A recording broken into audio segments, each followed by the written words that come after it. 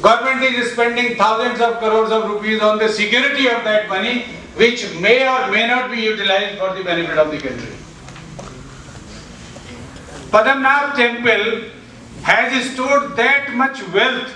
कहाँ से आ गई?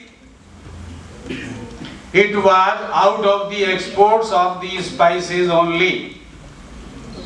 In the olden days or in the ancient times, India was exporting spices and getting gold under the barter system.